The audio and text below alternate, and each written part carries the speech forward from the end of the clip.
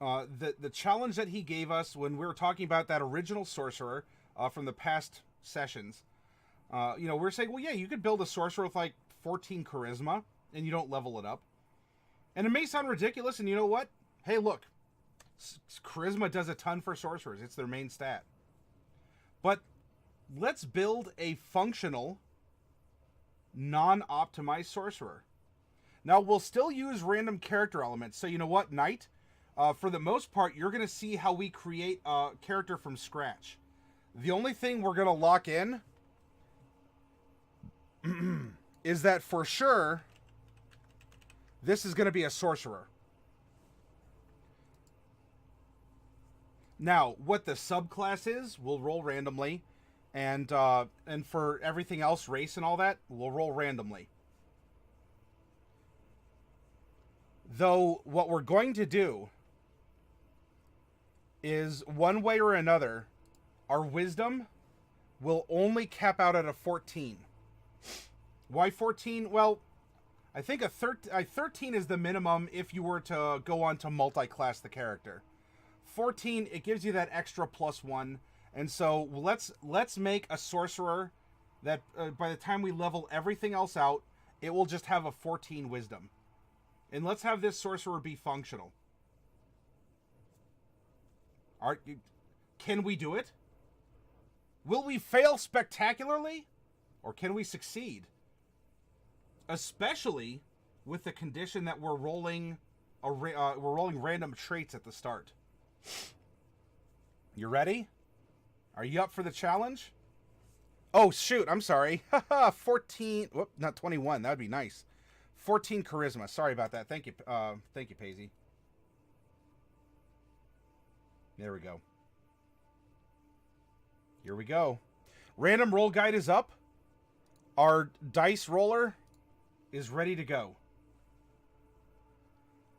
Let's roll percentile to find out if we have a female character or a male character. Now, normally we would go 1 to 45, then 46 to 90 to allow a 10% chance to multi-class. I just want to build a sorcerer, so 1 to 50, 51 to 100. 77. We have a male character. We'll find out, Black Wolf.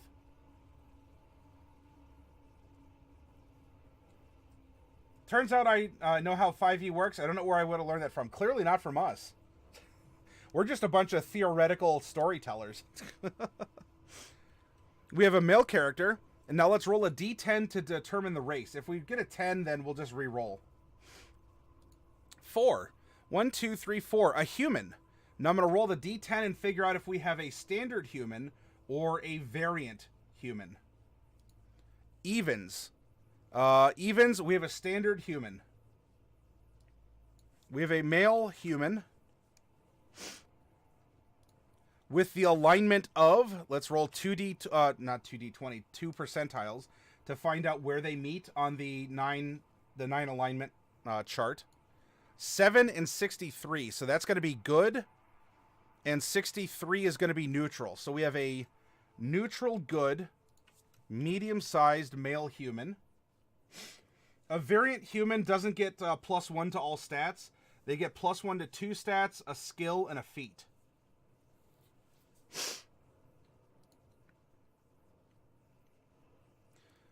The level at which we're going to generate this character is...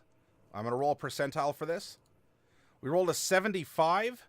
That is going to be a level 16 character. Oh, so yeah, we'll have a lot of opportunity to... well, maybe to get some feats. We'll see. In fact, that's the next roll. I'm going to roll a percentile and find out if we replace any stat bumps with feats at level 4, 8, 12, and 16. With a 23, it's all stat bumps.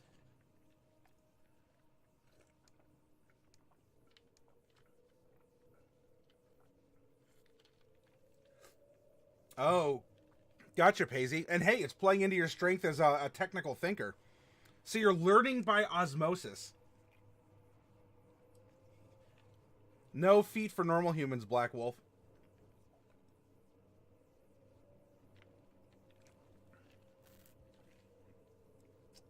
Really?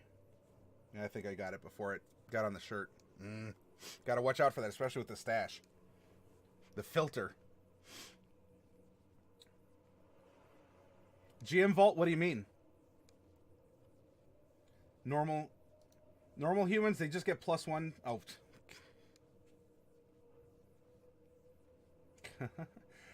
Joyce! Welcome. It's always a pleasure to have you here. I learned 5e the same way I can learn tech. I know enough to know how to ask a question or Google it. I like it, Paisy. I like that approach, and hopefully that it goes on to encourage other people who see this to want to engage with it, even if they're not fully already engaged with it. All right, what is his background? Let's generate a 13-sided die and roll it. We got an 11. A sailor or a pirate?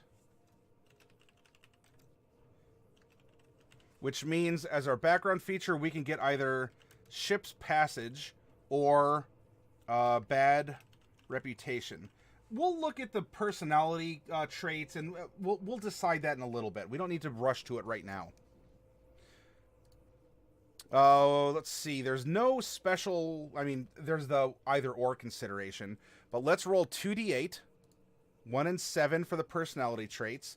And then ideal bond and flaw is going to be 4, 5, and 5.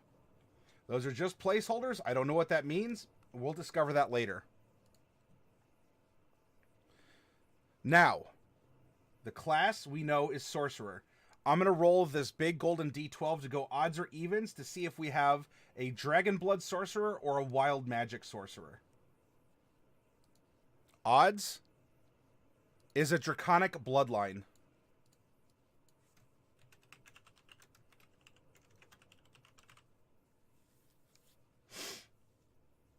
Dire halflings is what humans are. Sailor with only fire spells. What could go wrong? Or wild magic that could cause a fireball centered on you to go off. Oof. Oof, as the modern youths are prone to say.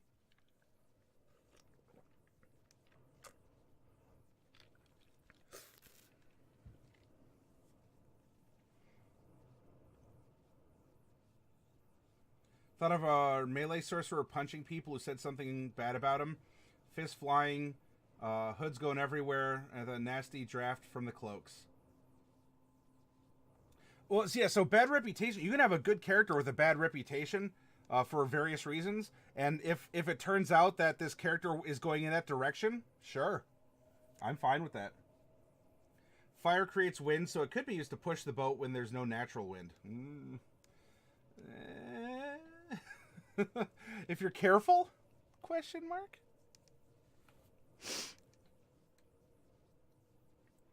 Until the sails catch fire. Yeah, there's always a catch, isn't there?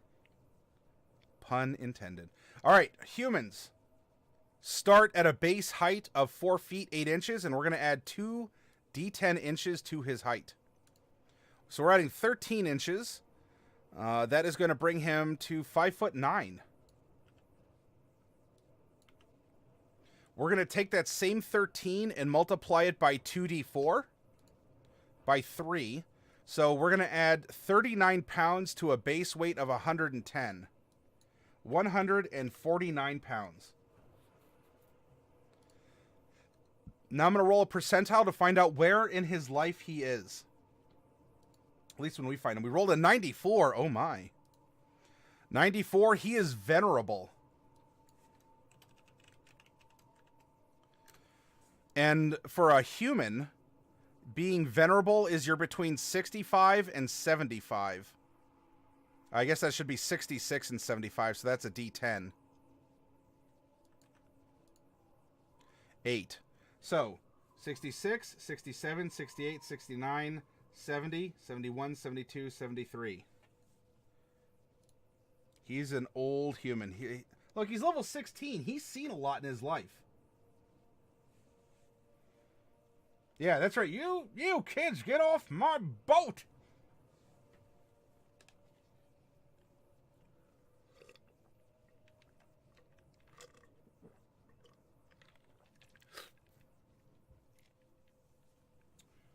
Hope I'm not dripping, no. Might be coloring my mustache a little bit, though. It's delicious fruit punch, but come on. Hey, you know what, Paisy? He could have old man strength. There's nothing saying that we can't have a 73-year-old with a 20 strength if we want. All right. Now, we can put this away. And class, get your players' handbooks out. Open them to Chapter 4. We got to look at the sailor background, everyone. Come on now. You knew this was going to happen.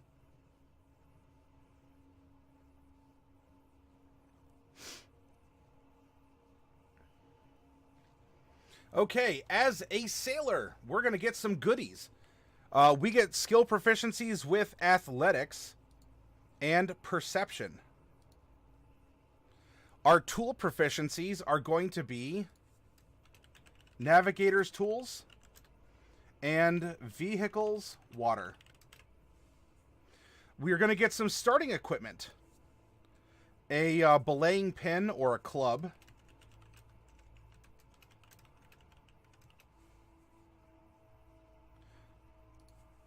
$50 feet of silk rope.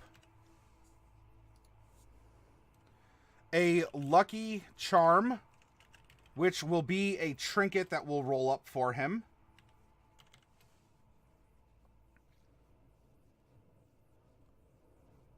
A set of common clothies. And a belt pouch containing 10 gold.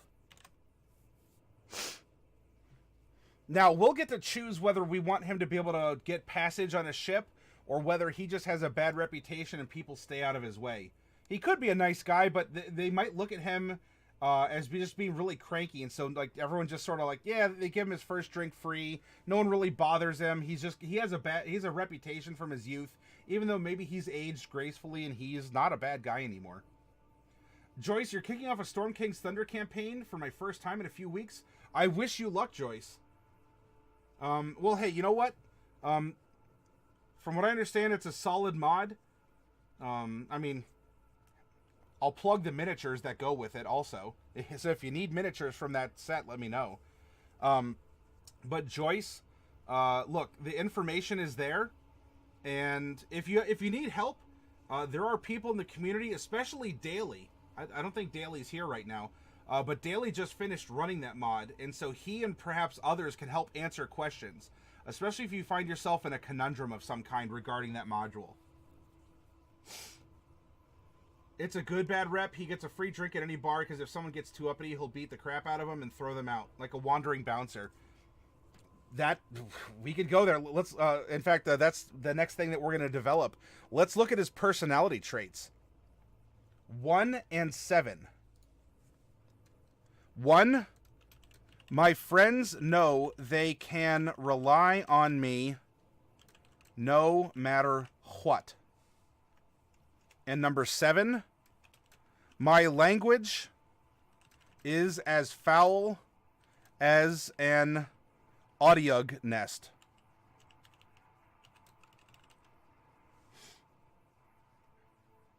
Yeah, no problem, my Joyce. If you need help, on the Discord, go to RP Rules and Advice,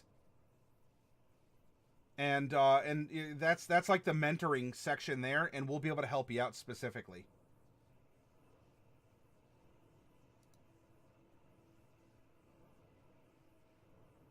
He's got his friends' backs even when they're the ones who started the fight. Very loyal guy, huh? His ideal is number 4, mastery. I'm a predator. Paisy, did you call this? Come on now. I'm a predator, and the other ships on the sea are my prey. Now, this is an evil ideal. It doesn't mean he's an evil person. He just is assertive. This is one facet of his personality. So he has this sense of superiority. He has this sense of strength, and he's not afraid to show it. But it doesn't mean he's going to burn down the orphanage or he's going to kick a puppy every time he sees one. His bond is number 5.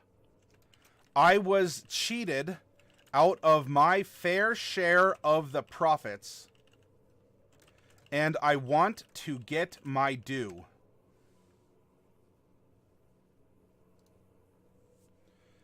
And his flaw is number 5.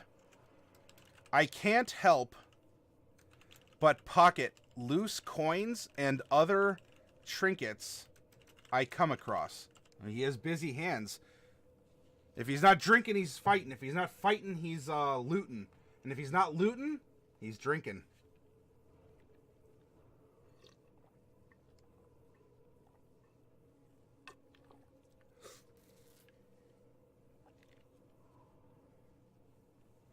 It does mean he will challenge the other captains to a drinking competition, win, and then tell his guys to leave before the competition.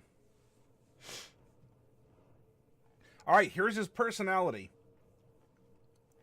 The blood of dragons flows in his veins. That might explain why he's, he's tough. Let's see. Something to keep in mind. By being a human, a normal human, our special powers, we get 1 in all of our attributes. And also 0 dark vision, 30 run speed, 15 climb, swim, and a 0 fly. I roll a 19 on my perception. I feel some old bony hand reaching into my pocket. So what are you going to do? If you turn around and confront him, he might just deck you.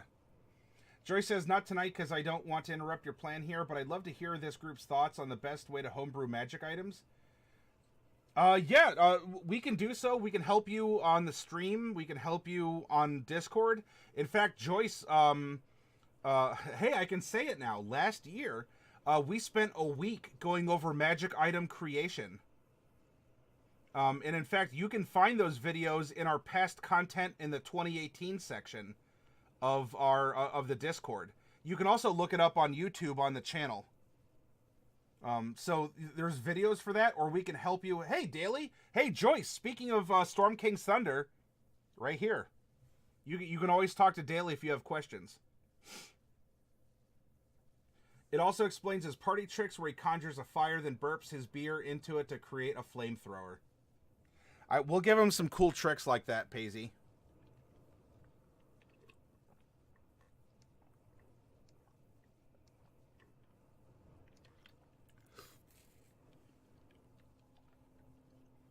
And Daly just finished a session.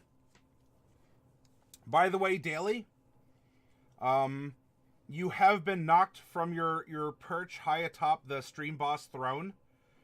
And so 12 for 10 cents is still hanging in there.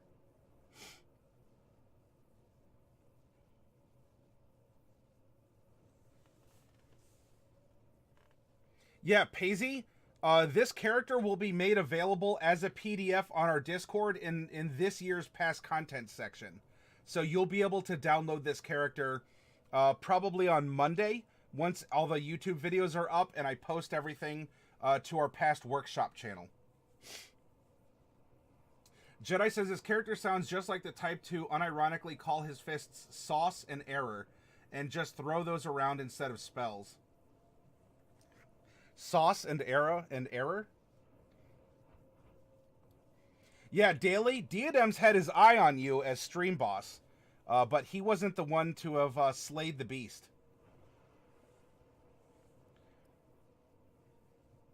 All right, so from what we're thinking, what we're talking about in a concept by his personality, he's definitely a sailor, but he has a bad reputation. Now, he may not be a bad guy, but everyone knows don't pick a fight with, well, whatever we want to name this character. Oh, sauce, error, sort. Gotcha, Jedi. Woo! I should have caught that.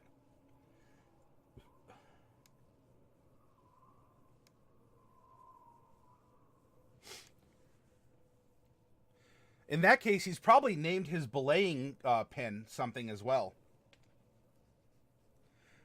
All right. Well, we have our human special powers were pretty straightforward. It's a +1 and everything. So now that we have our background information, let's find out what being a sorcerer is going to do for us. Especially a dragon sorcerer. Whoops. I didn't want to do that. There we go. All right. We're level 16, so this is the stuff we're looking at. Joyce Diadem says, sounds similar to the Vestige approach that Matt Mercer used in Crit Roll. I'm not sure what classes they're looking to bring yet, though, so I'd have to see what they're thinking. Hey, Joyce, don't apologize. That's the gateway for a lot of people to start learning D&D. I bear no ill will to either of the DM Matts, Matt Colville, Matt Mercer, and I'm sure there's some other DM out there named Matt. He might not have as popular a channel yet. Maybe one day. And then it'll be the triumvirate of Matts. It'll be M3. All right. Let's build us a cranky old man sailing sorcerer that's not optimized for charisma. We're capping charisma at 14. Dag nabbit. Consarn it. Remember, his language is as foul as an audiog nest. All right, his hit points. He has a D6 hit die. So he has 16 D6 hit die because he's level 16. Nice and easy. No armor proficiencies, but he does get some weapon proficiencies with daggers, darts, slings, quarterstaffs, and light crossbows. Now, he doesn't have proficiency in a club. That said, he's a sailor. He's good with a quarterstaff. Would you as a DM allow him to be proficient with a club? Probably. Hashtag just saying. He does curse like a sailor. Indeed, GM Vault. Yeah, Daily. Oh no, someone's bringing people into the hobby. Oh no, how awful. Why would I want more people to play? Oh, yeah. Well, look, Daily, depending on where you go to read forums or discussion boards, there are people who have a poor opinion of Critical Role, or just Matt Mercer or Matt Colville and the things that he's produced. But it's the internet, so it's going to happen anyway, and I don't believe that either of them are hurting the hobby. And we get to meet folks like Joyce who have joined us because of exposure to these other people broadcasting talent. I know a lot of OSR guys that are way too... You know, Daily, I actually got a comment on one of my YouTube videos a couple days ago when we were discussing building... when we built our last dungeon before the break. And it was the name was kind of sounding troll enough. But that aside, the person's like, don't bring OSR, you know, like, don't you dare call this stuff OSR. You know, like calling me out for building a dungeon and saying that we're going to take an old school Renaissance approach, when that's what the website was even referencing, like kind of going back to that style of thinking. So we had a comment back and forth. It didn't go too long, but yeah, I mean, look, there's going to be detractors, even for a small stream or a small YouTuber like me. There's going to be people who don't like what you do or how you express something, and it happens.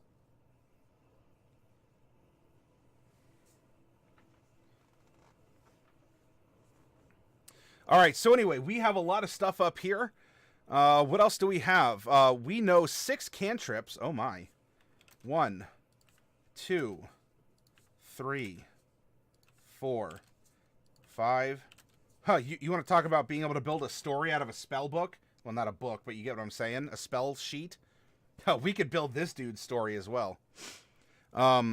6 cantrips.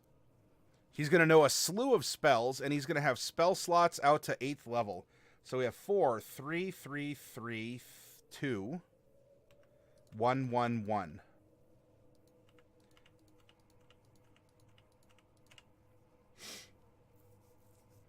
Daily, how dare you put out content I'm not interested in? That's right.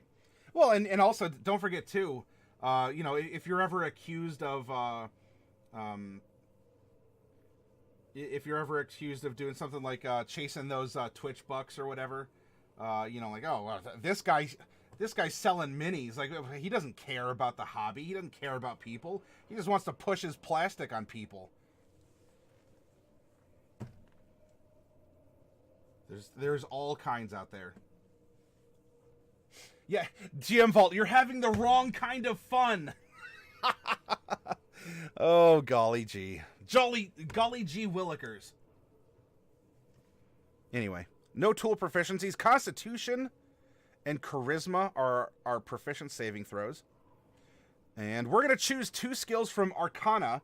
Deception, Insight, Intimidation, Persuasion, and Religion. Let's take a look at his personality. My friends know they can rely on me no matter what. My language is as foul as an audiog nest. I'm a predator and the other ships in the sea are my prey. I was cheated out of my fair share of the profits and I want to get my due. I can't help but pocket loose coins and other trinkets I come across. So sleight of hand isn't available. Now, that said, you could petition your DM to put that on the list because of, you know, it's a part of your character. But even if we just stick to what's here and presented, I definitely think Intimidation. Yep, Paisley, you got it. Intimidation's going to be one. And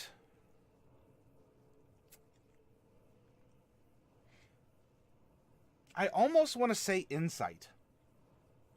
Right? To read people. Right? He was cheated out of something. He doesn't want that to happen again. He backs up his friends. He might read the mood of a crowd. You know, he could even combo Insight into an Intimidation to try and set something up. Jedi, you're talking to me? Oh, gotcha. Consarn it. Old man who's seen everything? He's been around the bay a few times. Yeah, GM Vault. 70-year-old wizard knows too much to not know you. Don't you dare create a relaxing and welcoming corner of the internet, you plastic pusher. Les gasp. My intentions have been revealed. All right, so yeah, let's give him Insight.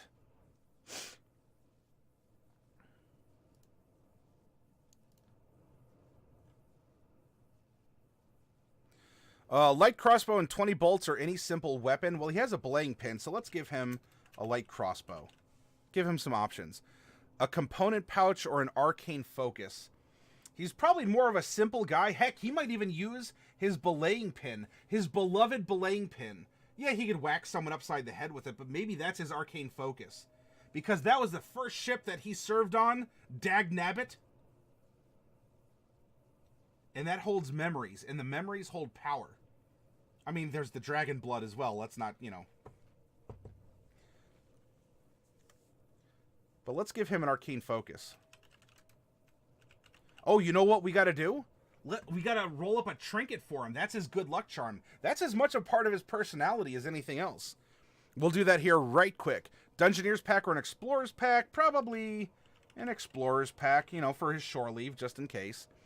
And 2 daggers because, hey, having daggers is nice. All right, we're going to hop over to Chapter 5. Get your books out, everyone. Come on, Chapter 5.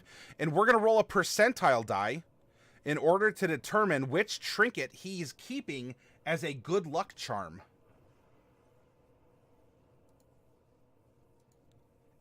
We rolled 8. A small idol depicting a nightmarish creature that gives you unsettling dreams when you sleep near it. Ooh. All right, everyone. How's that working into his... How is that a good luck charm? How is that going to play into the character? So, lucky charm number 8. A small idol depicting a nightmarish creature that gives you unsettling dreams when you sleep near it. GM Vault, a small carved kraken? Ooh. That could be interesting. Is that the white whale that he chases? Or is that just... if it's a good luck charm, maybe he carries it with him. So if he always has small amounts of bad luck, he'll bleed off large amounts of bad luck when he's on the sea. Hey, yeah, that keeps him on edge. Might keep him a little cranky, right?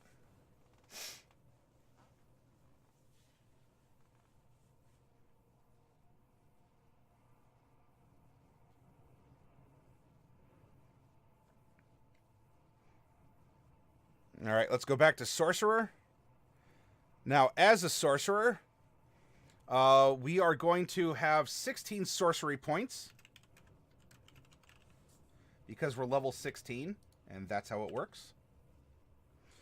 We will not get to learn rituals. We can cast spells with the ritual tag, just not as rituals. We are going to get meta magic. In fact, we're just shy of getting our 4th meta magic, but that's fine. 1, 2, 3.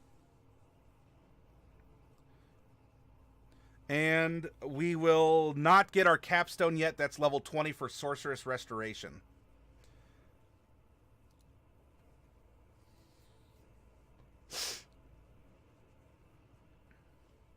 All right.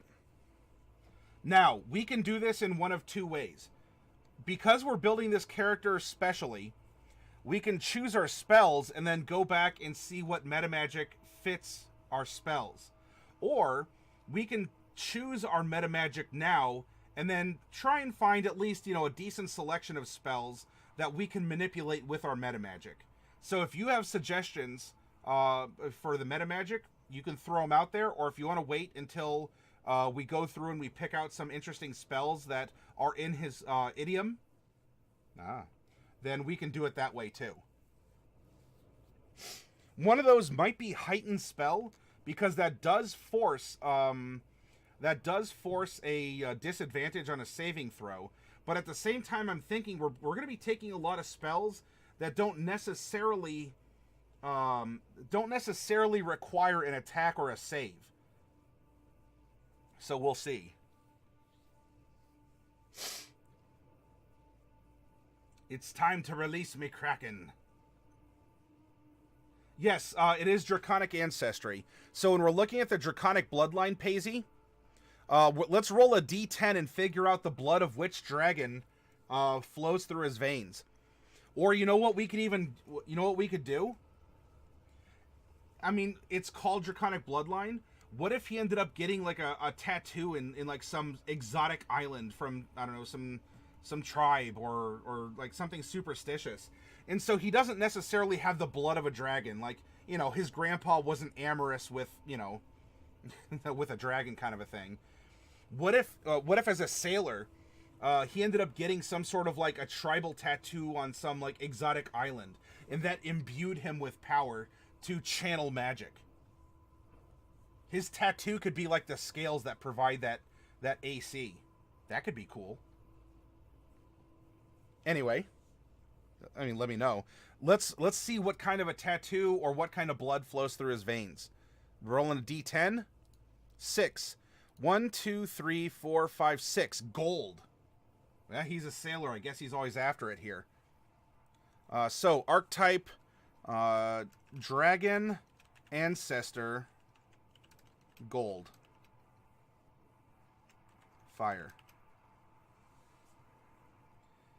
Did he land in fictional Japan, get feisty with the mafia, and earn himself a dragon tattoo? That could be. So he brought back a little bit of training and knowledge, right? His tattoo ink is made with dragon blood. Ooh, we could combine the two. So he paid a little bit extra, and so the tattoo is actually dragon blood that's dried, kind of like under his skin. Maybe it was dyed. It was dyed also, but. You can speak, read, and write Draconic. All right, so as a human, you get Common, one other, and now we can also speak Draconic. Additionally, whenever you make a Charisma check when interacting with Dargans, your proficiency bonus is doubled if it applies to the check. Now, does that mean Dragonborn? Mechanically, no. Thematically, Draconic Resilience. As magic flows through your body, it causes physical traits of your dragon ancestors to emerge. At first level, your hit point maximum increases by 1 and increases by 1 again whenever you gain a level. So we'll keep that in consideration.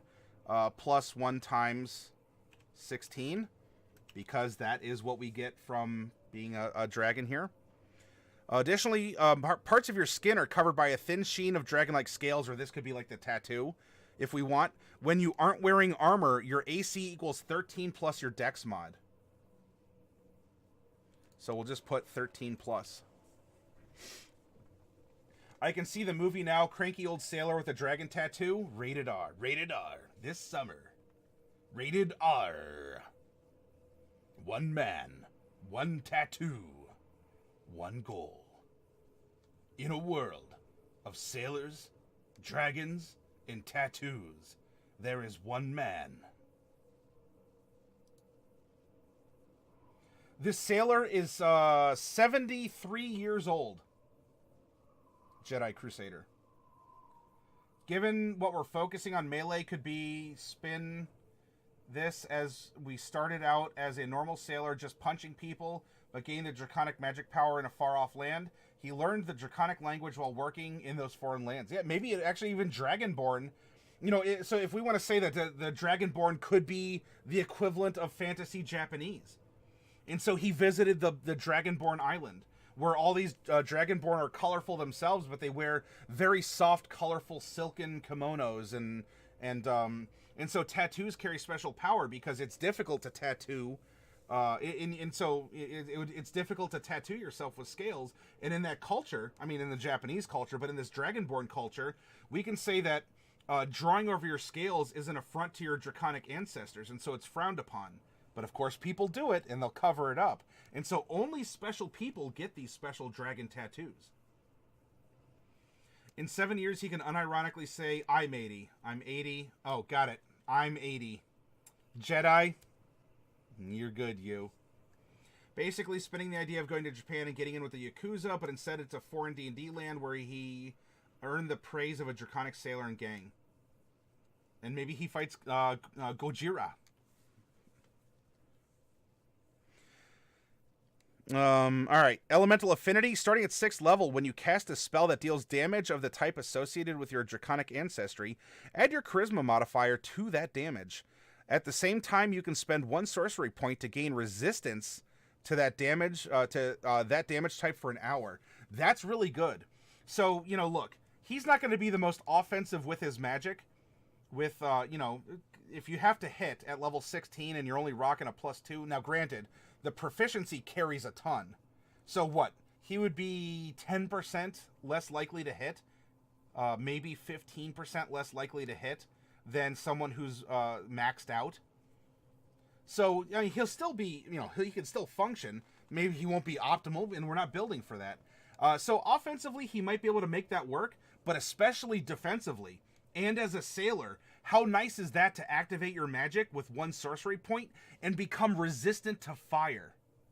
That's good. That's really good. Alrighty, boys and girls, got to go to bed.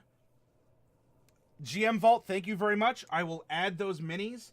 I will add those minis to your winnings, and I will send them out on Monday. Thank you very much, sir. I always appreciate your wit and your time here.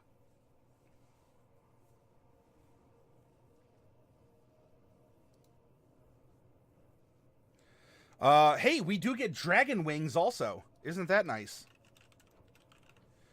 At 14th level, you gain the ability to sprout a pair of dragon wings from your back, like gaining a flying speed equal to your current speed. Oh, so actually we can come back up here, and our flying speed is 30, everyone, when we have dragon wings. They last until you dismiss them as a bonus action. You can't manifest your wings while wearing armor unless the armor is made to accommodate them. And Draconic Presence, we're not quite there yet. We're 2 levels away. So we can't use that, but wouldn't that be interesting? Like the tattoos grow and you get like a dragon face or something. Thank you for the giveaway. I thank you. I'm sure my players will not. Just as planned.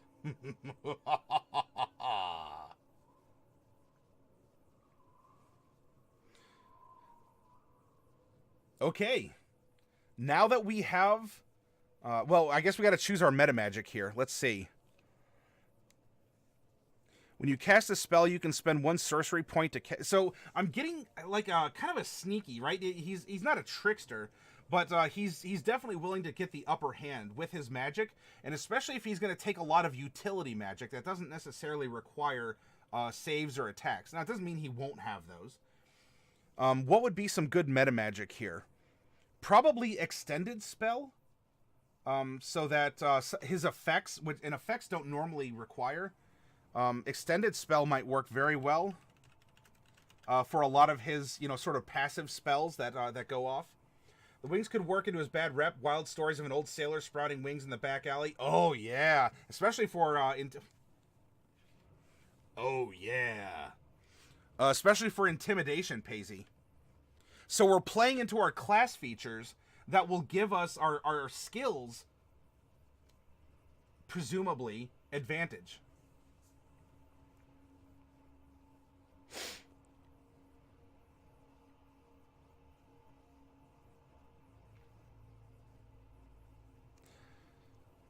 Let's see.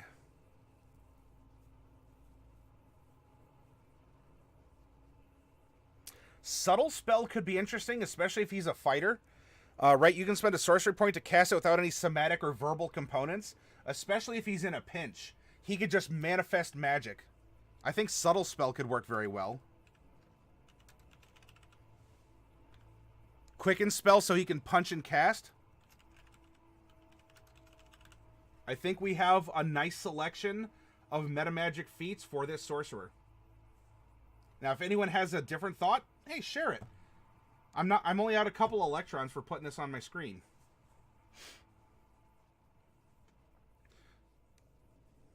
Now it's time to stat this character. We know that we want charisma to cap out at 14. Look, we're going to play him up as the grizzled old man. Yeah, he has some charisma to him, but it doesn't just mean physical looks, but the way he carries himself, the whole charisma package. We're going to make a non-optimal, an almost epic tier sorcerer with a charisma of 14, and we're going to take it nay higher. So what I'm thinking is, we're going to drop our 13 from our standard array right there, and that'll take care of that. That said, dexterity is going to be good for daggers and light crossbows. Strength is going to be important as well if he's swinging fists or his belaying pin. I really want to give him a high con because I'm really tempted to put the 15 in Constitution, everyone. Look, this is a tough old man. He has dragon tattoos or blood or both flowing through him. This man has survived, and he's strong despite being 73. He's strong and healthy. So I kind of want to put our 15 in Constitution. Then I want to put... he's going to need something... He's going to need something a little bit more defensive. So let's put the 14 in Dex. I think 12 in Wisdom. Yeah, he is wise. He may not be intelligent, but he's wise. Let's give him an above-average strength. And his intelligence, look, he's lived a long while. It's not that he doesn't know stuff. He's just not especially well-educated. He has street smarts. He may not be able to tell you, he can look at the moon and know, like, what the moon is indicating or the stars are indicating, but he can't tell you the name, that it's a waxing gibbous moon, or, he doesn't know the name of all the constellations, or, he couldn't tell you that he knows what a butterfly is, but he can't tell you the different species of butterfly. Daly says he's our own Jack Palance. Should I be ashamed I'm not familiar with that name, Daly? Now, if you think that the spread should be different, let me know. Otherwise, let's take a look at what we have here. This is going to make a 14, and that's fine. We're going to just delete this because that's going to stay there. Wisdom's going to a 13. Intelligence is going to a 9. Constitution is going to a 16. Dexterity is going to a 15. And Strength is going to an 11. Now, we have 4 ASIs. So we have 8 points that we can dump into the other stats. As he's grown, look, he's a human, he's adaptive, he's well-rounded. I think we could do 1,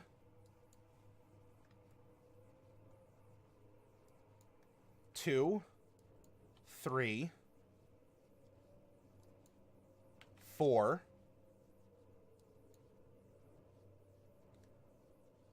5, 6, 7, 8. Oh, Curly from City Slickers. I hope he doesn't lose. I hope he doesn't lose his watch daily. He may not be too good at animal handling. Yeah, I don't know. Kind of. He has a decent wisdom. I like the idea of punching people, but it might make sense for him to use a weapon, even if it's less honorable. Well, so he can still punch people. You know, if we give him a higher dex, like, so he's the boxer, he hits light, but he's really dodgy. And so maybe he can, especially with a high constitution, he can outlast people. He can dodge people. So he can still be a fist fighter. There's nothing saying that he can't be.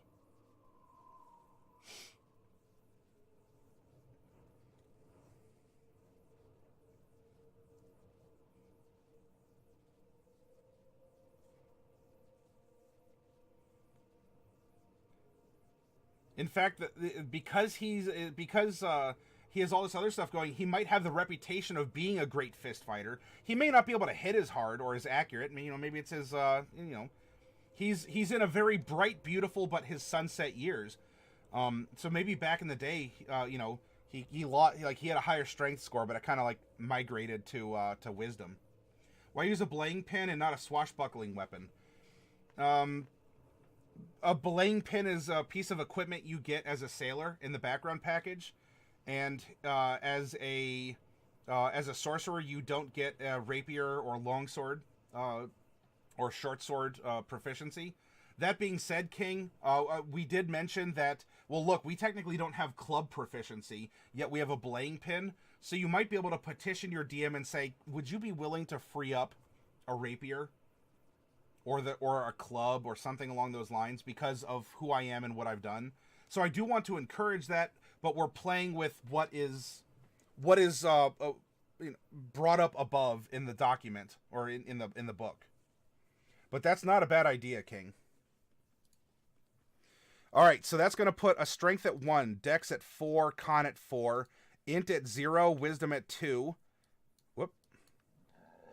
And charisma at 2, because we're capping our sorcerer's charisma at 14. This character seems a little too gruff for swashbuckling. But he'll definitely fight with daggers. That's kind of a swashbuckling weapon, right? At least for me, I'm seeing him beating people down. In fact, he could go 2 daggers. Toop, toop, toop. Because, remember, characters in 5th ed can naturally dual wield. Now, there's things you can take that will enhance dual wielding, but you can always dual wield. So he could very well be a dagger fighter, attacking with his main hand and then kind of getting that extra stab in with his second dagger. So, like, just as Jedi said, to name his fists Sauce and Error for Sorcerer, he could also name his daggers. I don't know if he's too gruff for swashbuckling. I mean, with a dex of 18, he's basically a young man in old man makeup doing parkour. At 16th level, we have a proficiency bonus of +5. And so now we've dropped the engine and the chassis, and let's see. Strength saving throw is 1, but athletics is 6. Dexterity is going to be 4 across the board. Constitution saving throw is going to be 9. This guy can drink. Intelligence is 0 all the way down. Not negative, at least. He's learned at least a couple things along the way. Wisdom is 2, with the exception of perception and insight, which will be 7, giving him a passive perception of 17, 10 plus your modifier. And charisma saving throw is going to be 7, intimidation is 7, with deception, performance, and persuasion at 2. I'm thinking less of the stats and more of the character discussion. Initiative is going to be +4, as it's a dex check. And his armor class, if he's wearing no armor, he has a very respectable 17 AC. That's pretty good, huh? Now, for his hit points, you start level 1 with your maximum hit die of hit points, so 6. All his other levels, so all 15 other for his 16 total, is half +1, which is going to be 4 in this case. Your DM may say otherwise, but I recommend the half +1. And then you get bonus hit points equal to your Constitution modifier. Now, he did up his modifier in later levels, but that's fine because it's retroactive, whether it goes up or down. So he has 16 levels of 4 extra hit points. plus the extra hit points he's getting for being a Draconic, well, Bloodline or Sorcerer or a little bit of both. So now when we do this, we have 60, we have 16, then we have 64. So that is going to be 80, 146. By level 16, this Sorcerer has 146 hit points. You don't think he can't get into a scrap in melee?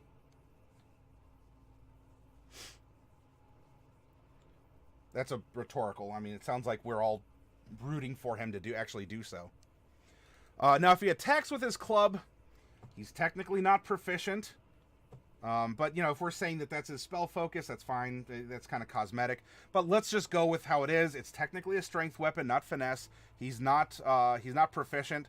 So if he wants to swing his club at you, he's only swinging with a +1 for 1d4 +1 bludgeoning damage if it connects. His light crossbow, however, is a +9 to hit, and it's 1d8 +4 piercing damage. And the dagger can be wielded, because it's a finesse weapon with dex, so it can be wielded at a +9 for 1d4 +4 piercing. For his spells, he'll attack with a +7, right? He's proficient with spells, and he casts off charisma.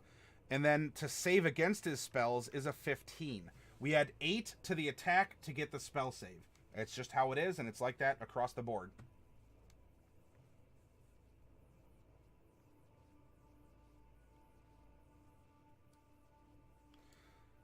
So now we go to a spell sheet, Sorcerer. Spellcasting abilities, Charisma. 15 and a +7. We do get some Sorc points. We get 16 of them to manipulate our spells. We're going to get 6 cantrips. 1, 2, 3, 4, 5, and 6.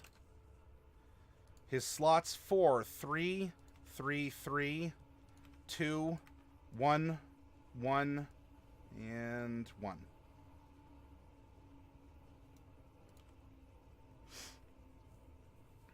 His spells known. Level 1, he is starting with 2 spells. Now, again, you can manipulate your spells as you level up. You can replace spells or move spells. Or if you can get a second level spell, you could just choose to take a first level. Many lower level spells can be cast up. So they're not cast up through higher level slots. So it's not a bad choice. If you intend on casting Magic Missile at a higher spell slot, then take that as your 5th level spell and cast it at 5th level. Alright, so then we have 3, 4, 5, 6, 7, 8, 9, 10. Then 11, 13, 15.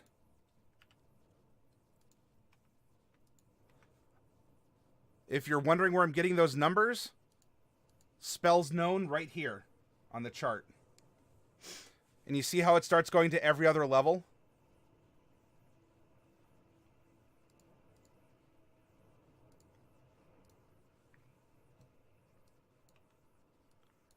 But again, we're doing this kind of vanilla just to, you know, give a... we could manipulate this. We could manipulate this character a lot. We can go back and customize things. But to keep a simpler presentation, this is what we have.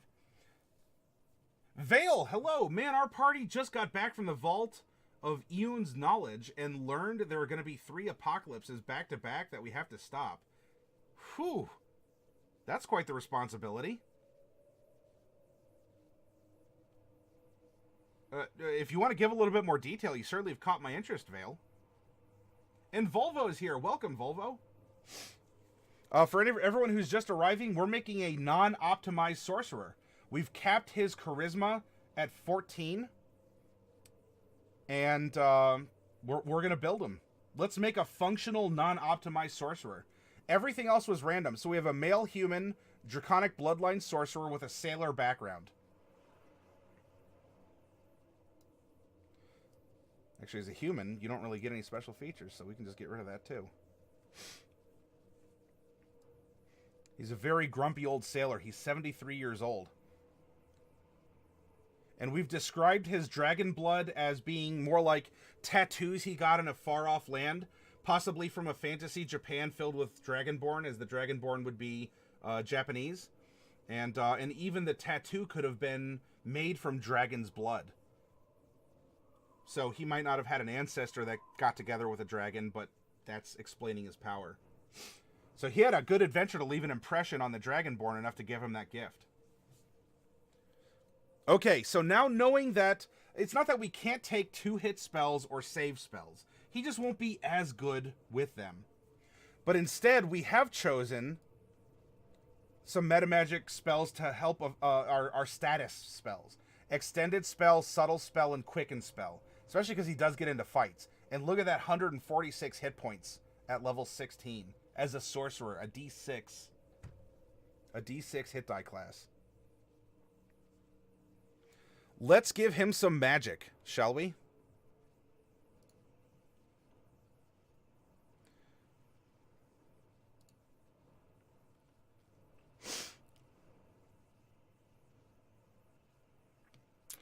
He's definitely going to have a lot of utility.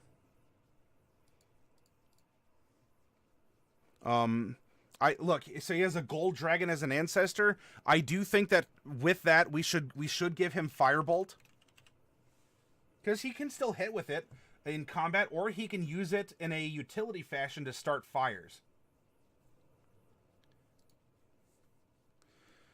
He is a human, so perhaps light, especially light and fire, kind of go together. Let's see.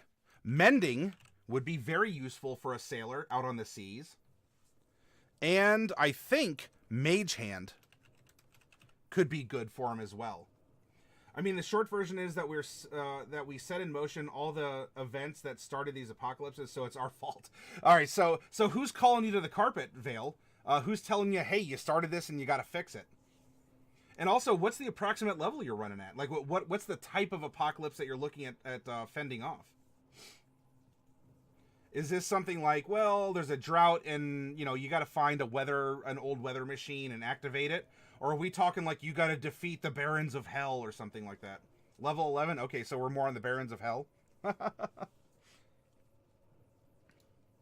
What else might he take?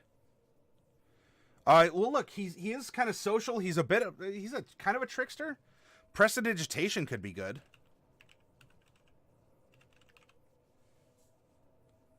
And because he is a combat fighter, I don't know, would Shocking Grasp work?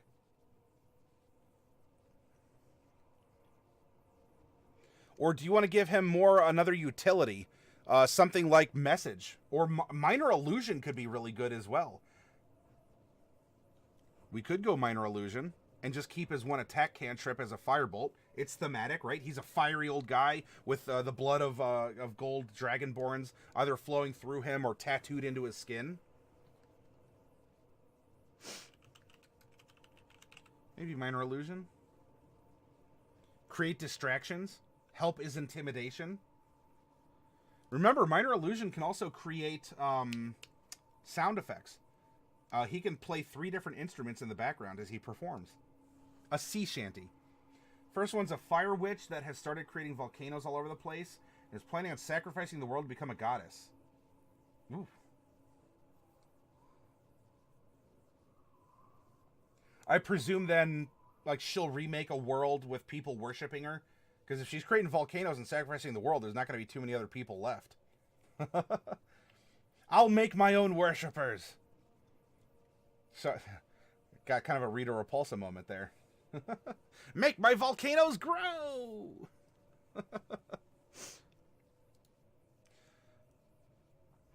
Alright, his first level spells. Not that I want to avoid 2-hit spells or save spells. But especially playing into our meta magic of extended spells, subtle spells, and quicken spells. right? This is so he can also get some attacks in.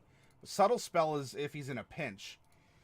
So, I mean, having verbal or somatic components, that's fine. So, really, extended spell is where we're going to see a lot of extra traction mechanically with our spells. Hey, Fluffy, welcome.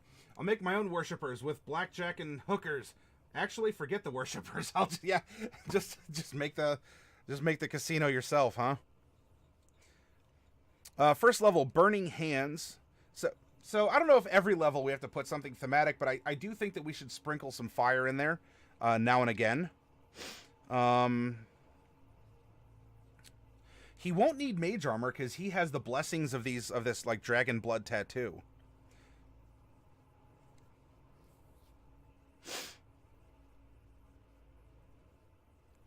So let's see if he gets into scraps. He already has this mage armor, so something like shield could be good.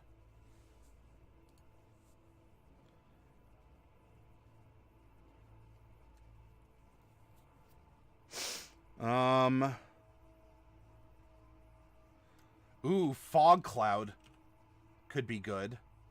And we can also extend these too. Well, not shield, but fog cloud.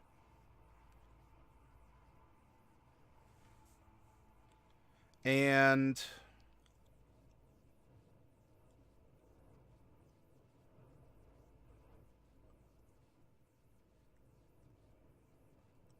maybe let's look at his personality. My friends know they can rely on me. My language is as foul as an audiog nest. I'm a predator, and the other ships in the sea are my prey. I was cheated out of my fair share of the profits, and I want to get my due. I can't help but pocket loose coins and other trinkets I come across. Maybe disguise self, right? He wants to find clues to the people who cheated him. Plus, we can also extend the length on this.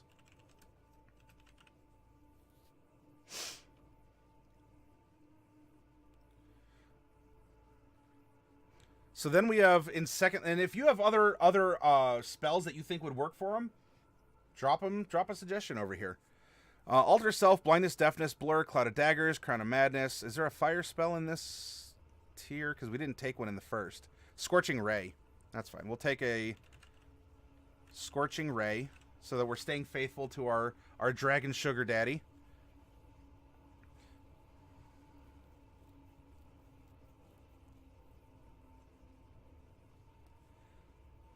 And then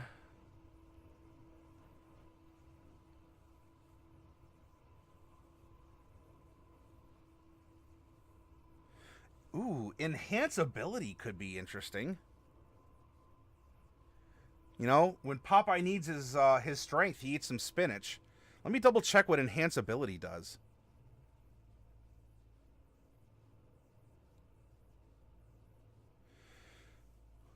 You touch a creature and bestow upon it a magical enhancement. Choose one of the following effects. The target gains the effects until the spell ends. Target has advantage on constitution checks and gains temporary hit points. The target has advantage on strength checks, and his or her carrying capacity doubles. Oh, that's good for grapples, especially if you're being grappled by a kraken. Cat's Grace, target has advantage on dex checks. That's also good for picking up items. It also doesn't take damage from falling 20 feet. Ooh, that could be good for surviving on a ship. Target has advantage on charisma checks, intelligence checks, wisdom checks. And you can target additional creatures. Oh, that might be a good one for him. It lasts concentration up to an hour, but he can extend that to last longer. I think that would be a good one. Right? The dragon blood is making him stronger.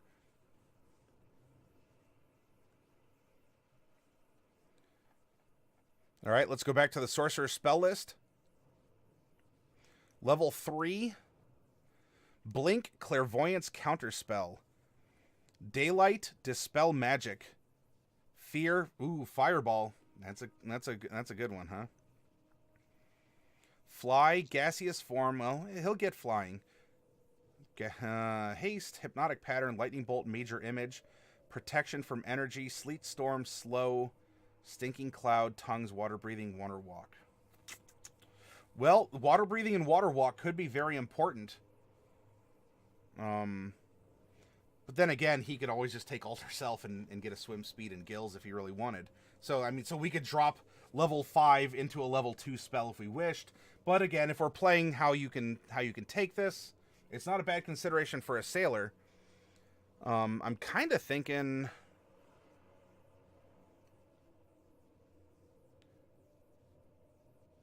Oh, bad reputation. Fear.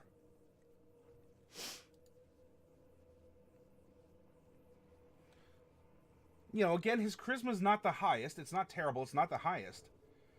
But still using it, he'll affect people, and it could build his reputation up.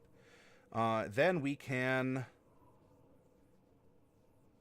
Slow could be another good one, but I don't know. I don't know. Oh. Haste. Get in there and fight. And move quickly. Level 4. Banishment, Blight, Confusion, Dimension Door, Dominate Beast, Greater Invisibility, Ice Storm, Polymorph, Stone Skin, and Wall of Fire. Let's see. Well, we didn't take a fire ability last, so let's go Wall of Fire. So he's staying... this is optional. Like, this is us being cosmetic and thematic. We don't have to stick with fire. Like, we get the ability from our dragon blood to enhance fire, but... let's see. So we'll take Wall of Fire and... Ooh, Stone Skin. Of course, he's a brawler. And he can make the Stone Skin, well, possibly... the effect lasts longer. You don't get more temps, but, you know. He can walk more boldly around with that protection up. Level 5. Animate objects, Cloud Kill, Cone of Cold, Creation, Dominate Person, Hold Monster, Insect, Plague, Seeming, Telekinesis, Teleportation Circle, and Wall of Stone. Let's see. Cheat on my fair share. Can't help but pocket loose coins, so he gathers objects. He might want to animate little objects if he collects a bunch of them. You know, if he wants to someday take that ship back, he can animate the ropes and the boards and everything. That and without people knowing, especially if he does things subtly. That might be a good one. And Fluffy, for those of you, if Fluffy had a good idea for, I guess, making animate objects a little bit more balanced. So Fluffy, if you want to repeat the idea over here, you're welcome to do so. I'm going to give him animate objects, not just because it can deal really good damage. But I think that for a sailor like him, this is going to be, it is going to be very thematic. AO is OP.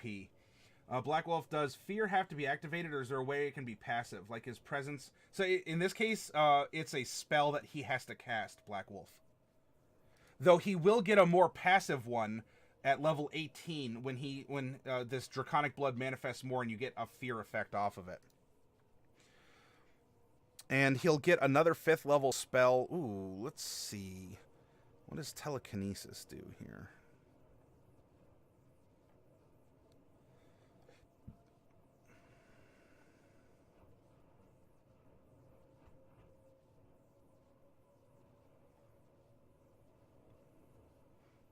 ST for teleport, telepathy, telekinesis.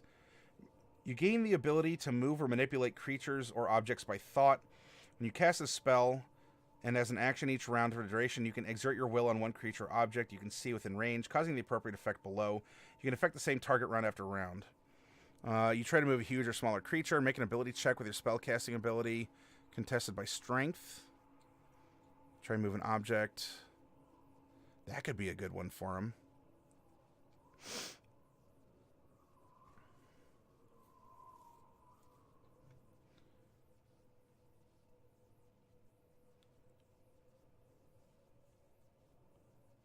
Plus, he may not have ever been strong that way, but telekinesis might give him...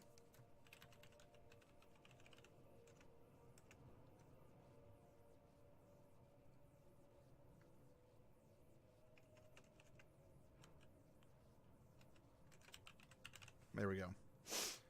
Now we're moving up to level 6 spells, and he's going to get one of these. As a sorcerer, Arcane Gate, Chain Lightning, Circle of Death, Disintegrate, Eye Bite, Globe of Invulnerability, Mass Suggestion, Move Earth, Sunbeam, and True Seeing.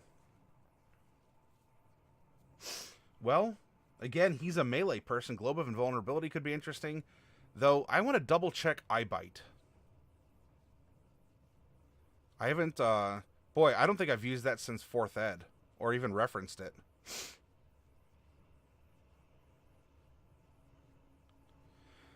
For the spell's duration, your eyes become an inky void imbued with dread power. One creature of your choice within 60 feet of you can see must succeed on a wisdom saving throw or be affected by one of the following effects. Target falls unconscious. Wakes up if it takes any damage. Panicked. Target is frightened of you. Sickened. Ooh. So I like that. Especially, even if it doesn't... Alright, so even if... we're going to give him Eye Bite. It plays into his... I'm the Dread Pirate Roberts. You know, of course, his is franchise like number 2017 or something like that. 2102 or whatever. But this plays into his... You know, he loves causing fear. You know, he loves, like... He has this presence about him.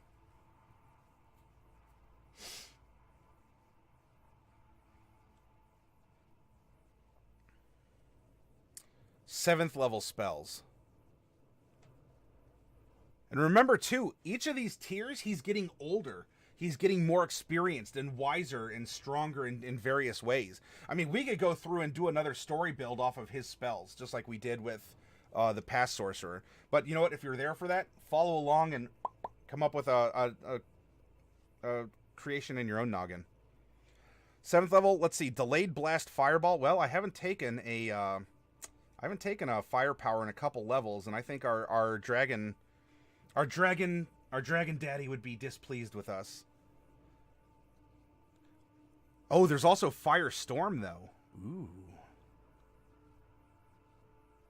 Ooh.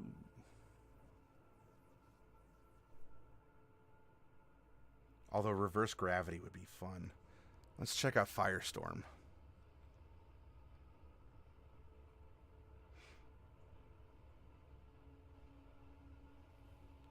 Fireball. Firestorm. Storm made up of sheets of roaring flame appear in a location you choose within range. The area of the storm consists of up to 10-foot cubes, which you can arrange as you wish. Oh, so this would be kind of like his secondary mutation of Wall of Fire.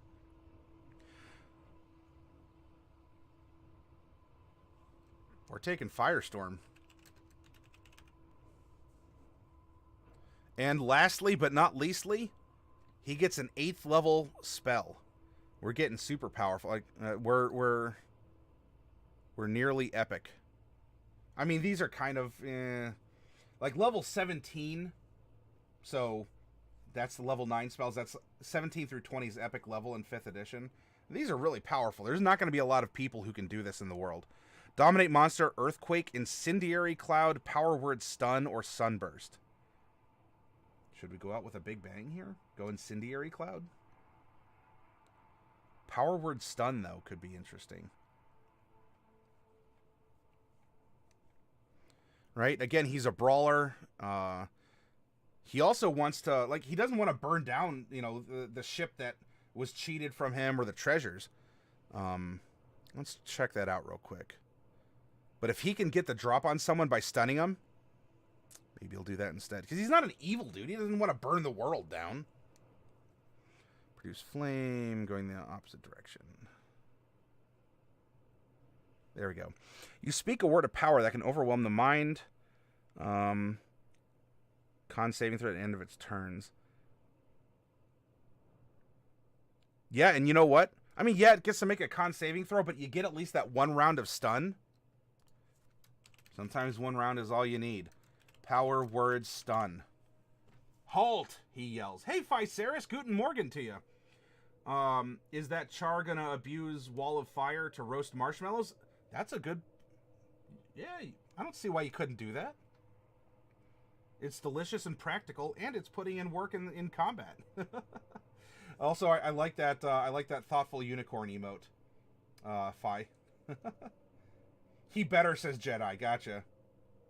So here we go. We have made And look, a lot of these spells, by the way, most if not all, are going to be able to be cast quickened. And remember, quickened would allow him as a bonus action to cast a spell, and then he could still take a stab or a swing. Or, you know, how you want to shuffle the casting is up to you, because it would have to be a cantrip following.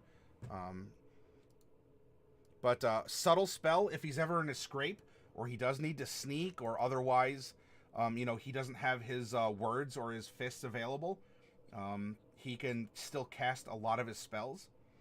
And the extended spell is going to work on a lot of these. That's going to make the effects last longer.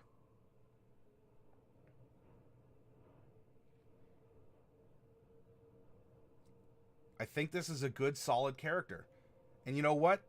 Level 16, he's a sorcerer, but we capped his charisma at 14. I think this works out really well. So, you know, Paisy, if you're still out there, you know, if you play this character, I would love to know if this character works for you in a tabletop setting. Now, of course, you know, we're building him to kind of an imaginary... Oh, so there we go, Fi. So that's kind of the impression that this sorcerer can leave. But, you know, if you or anyone else out there runs this character, I'd love to learn. Now, we've made some presumptions about, you know, the setting or how he got his powers and the like. Though, I don't think you need the setting to be a crutch for this character. Yes, we could have really pumped in a bunch of points into charisma and brought it higher. I don't think we have to. I think we have a good, functional sorcerer that is really good in combat, whether it's ranged or melee, with no magic. And if magic is required, he has a ton of utility, and he can also bring some offense and defense. He's very survivable. Very survivable. Look at 146 hit points with an AC of 17 wearing no armor and a fly speed and magic. Whew. XCat, I dedicate this character to you. So really, all we need, everyone, what is the name of this old sailor? What would you like to call him? You know, does he have an old name that he left behind and now he's known as the dragon, the Wind of the Dragon, right? Because he's a sailor with a dragon tattoo. Or is he known as the Fireman? Or, you know, or is he just like Old Jones? You know, or do people just call him Harold? This is our epic, our near epic level sorcerer, Harold.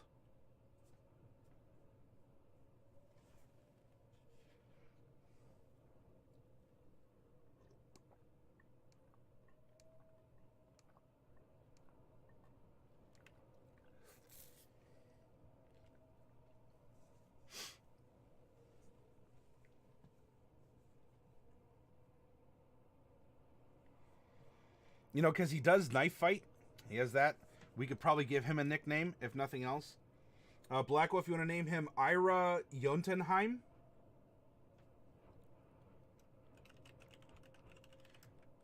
Call him Dragon Dagger. He has a dragon tattoo, and he fights with a dagger or two in his hands. It's a possibility. So why Ira? Why Ira Jotunheim, Black Wolf? Harold Salander? And so why that proposition, Jedi? I'm not against those names, but I want to know what is the inspiration? Why offer that as the name for this character? I mean, does he seem like a Harold? He could seem like an Ira. And then, you know, where are the family names coming into play? Enchanter Kari, good evening to you. Welcome. We're finishing up a very interesting workshop exercise where we challenged ourselves to make a functional but non-optimized sorcerer by capping the charisma at 14. Salander was the surname of Lisbeth Salander, the girl with the dragon. Oh, yeah, the girl with the dragon tattoo. Subtle, huh? Ira means ire, I think, and Jotunheim is a giant name, and giants are usually powerful. Yep. So Enchanted, or Enchanter, We do play on Tuesdays to practice what we preach, though our other days that we broadcast are workshop days, where we will generate characters, we'll create storylines, and we produce content. We'll make monsters or magic items, and we take the approach of mostly we use the core 3 books, and we take a D&D 101. So whether you've played forever, or you're new to it, or you've never played it before, and you clicked on this because, I don't know, you saw the blue snake hanging out over there, and you're like, yeah, that's cool. What's this dude up to? And you're taking a random chance. Well, hey, welcome. Have a seat at our table. You're sitting in a game store having some table talk with some fellow role players, and we have our imagination caps on. I think Jotunheim is the world of the giants, if I remember correctly, and Fluffy Sheep can confirm.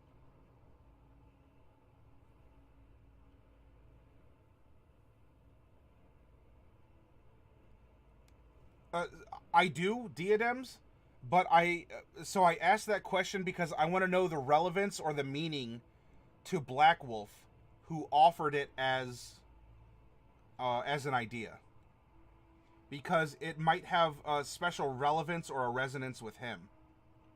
Just like, I mean, for the girl with the dragon tattoo. I mean, I've definitely sold copies of that trade paperback in my store. Stick to the fire theme and dragon tattoo theme. Ira Salander, Sorcerer being fire giant in Norse mythology, playing off the Jotun idea.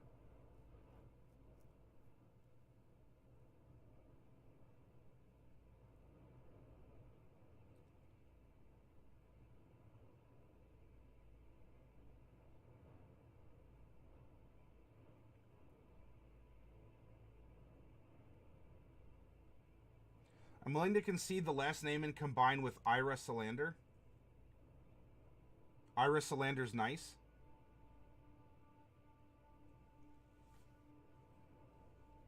Sure.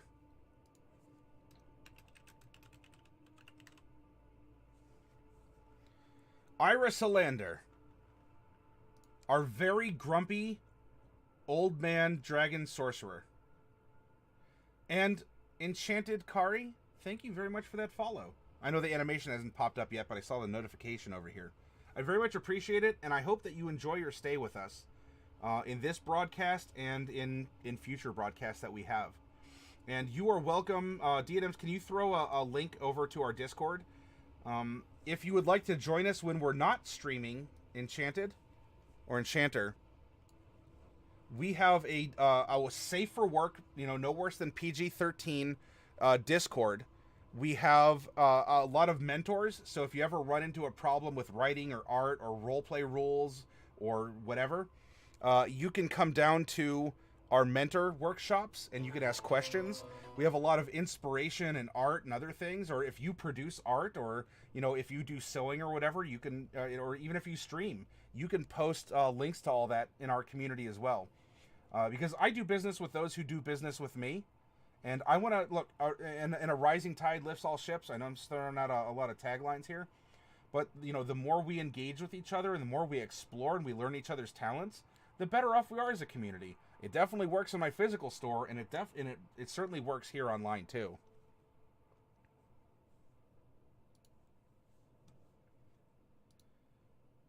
Alternatively, we can name him Chucky Arla and give him an Irish accent, says King. Chucky Arla. That's not ringing a bell, unfortunately. Fluffy Sheep, I'm kind of nervous about my game tomorrow. My players are either going to love this story or hate it. Or are you going to be dropping are you dropping a plot bomb on them, Fluffy Sheep? Yeah, so Enchanter, again, I'm not just here to stream. I'm not just here to, I'm not just here to, I have nothing against people who are just here to stream or whatnot. But I want to make sure that this is a meaningful way for us to engage with each other. That this is a place of fun and creativity, and it's not contrived or anything. It's meaningful. It's not exactly a plot bomb. It's more like a fake villain. Ooh, the false mustache is being pulled away. Dun dun dun. Well, hey Fluffy, I know it's making you nervous, but I'm kind of looking forward to hearing about how it went. All right, well, everyone, we made a really fun character, I think. Why don't we take another 10-minute break or so? And when we come back, You know, Enchanter, if you have questions or you want to hang out, you can. If anyone else needed some insight on something, or in the worst case, I can be up a little bit longer. We could play some Jackbox games together as a way to decompress from D&D and just have some fun drawing t-shirts or answering some trivia questions. Oh, yeah, that's true. Fluffy, you got to watch out that they're not here, huh? All right, well, you be on the lookout. Let's take about a 10-minute break, everyone. Use the restroom, get a drink, do whatever you got to do, and we'll come back and see what the night brings. Do we wrap stuff up? Do we go a little longer? We'll see. I think we had a very fun and productive night. Also, Enchanter and anyone else who may be new here, this week is a little bit different because this is the anniversary of our second year of broadcasting. I think we're now in year 2. We finished year 1. And so we're doing some raffles for some prizes, and we're, you know, a good high energy. We're sort of we're not necessarily working on a single project over the course of the week, but we're doing kind of touchstone ideas to demonstrate who we are and what we do.